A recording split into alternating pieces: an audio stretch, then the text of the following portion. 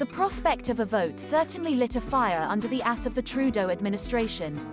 Maybe we should have one every 3 months.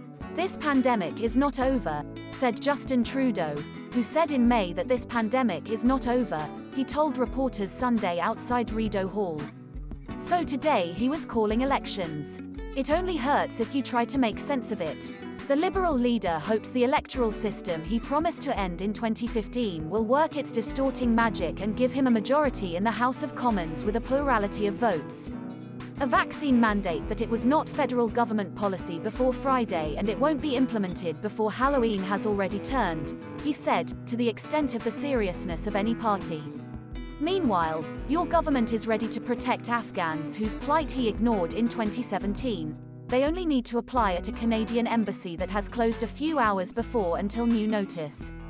No wonder Trudeau Liberals want to keep moving forward for everyone. First, because that sentiment just finished working like a charm for the BC NDP, in those words. And second, because where Trudeau was standing on Sunday he couldn't feel very comfortable. Oh good, Governor-General Mary Simon, by all evidence, had given Trudeau the only correct answer during a private conversation inside Rideau Hall that lasted 40 minutes and felt longer, in almost every circumstance imaginable and certainly in this one, a first. Minister who wants the Parliament dissolved, it cannot be kept there against its will. The next decision is up to the voters. They may well decide to give Liberals more support than in 2019. Ruling parties in British Columbia, New Brunswick, and Newfoundland and Labrador all benefited from the pandemic elections. Erin O'Toole, the Conservative leader, made a decent first outing, although his decision to stick with voluntary vaccination for public employees, and again, I can't help but repeat that this is the position Trudeau held until last week, it seems a vulnerability. This debate is a moving target, after all.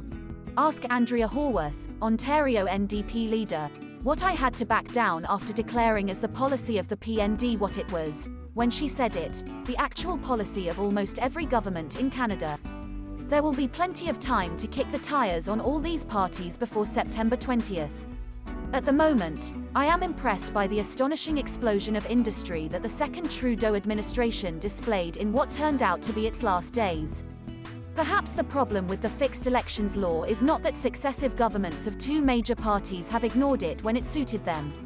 Perhaps the problem is that it rarely interferes with your daily routine.